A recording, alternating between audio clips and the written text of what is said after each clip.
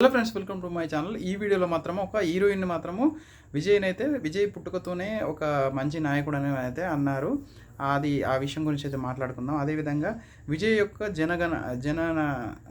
జననాయగన్ అనేది ఎప్పుడు రిలీజ్ అవుతుందో ఆ విషయం గురించి మాట్లాడుకుందాం. అదేవిధంగా విజయ్ చేసే కొన్ని సంస్కరణలు, కొన్ని రూల్స్ అండ్ రెగ్యులేషన్స్ అయితే ఏ విధంగా ఉన్నాయో వాటి గురించి కూడా మాట్లాడుకుందాం ఫ్రెండ్స్. అంతకంటే ముందు నా ఛానల్ సబ్స్క్రైబ్ చేయండి, లైక్ చేయండి, షేర్ చేయండి, కామెంట్ చేయండి ఫ్రెండ్స్. అయితే అసలు విషయానికి వచ్చినట్లయితే ఒక ఫేమస్ హీరోయిన్, ఒక పెద్ద హీరోయిన్, ఇండస్ట్రీలో ఒక పెద్ద హీరోయిన్ ఏమన్నారంటే విజయ్ పుట్టుకతోనే ఒక నాయకుడు, అతడు ఈ మధ్య నాయకుడు కాలేదు, పుట్టుకతోనే నాయకుడు అని మాత్రం అన్నారు. కరెక్టే కదండి.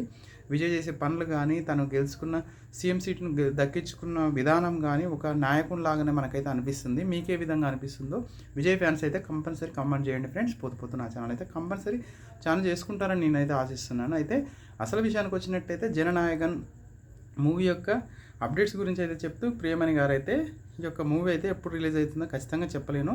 కాకుంటే ఈ నెల 23 నుంచి, అదేవిధంగా లాస్ట్ వరకు అయితే ఎప్పుడైనా రిలీజ్ అయ్యే ఛాన్సెస్ అయితే ఉన్నాయని చెప్తున్నారు. ఎందుకంటే జనవరి నుంచే ఆ మూవీ అనేది మనకు పోస్ట్పోన్ అవుతూ అయితే వచ్చింది. తర్వాత ఇప్పుడు సెన్సార్ కంప్లీట్ చేసుకుని యూఏ సర్టిఫికేట్తో మనకైతే బయటకు వచ్చే ఛాన్సెస్ అయితే ఉంది. కాబట్టి ఒక హీరోయిన్ ఆ విధంగా మాట్లాడి విజయ్ ముఖ్యమంత్రి కావడం చాలా సంతోషంగా ఉంది.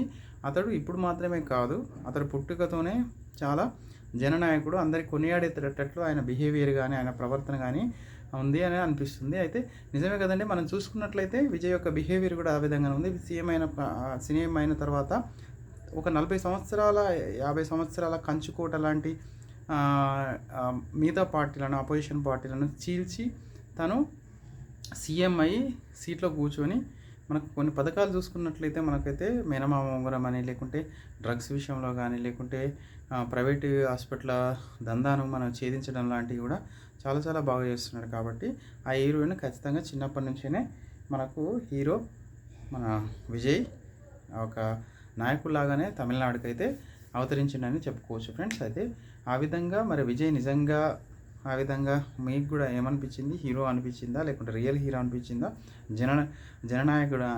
జననాయకన్ అనిపించిందా, ఏ విధంగా అనిపించిందో ఒక కామెంట్ రూపంలో చేయండి. పోతు నా ఛానల్ అయితే సబ్స్క్రైబ్ చేయండి. Thank you. జై హింద్.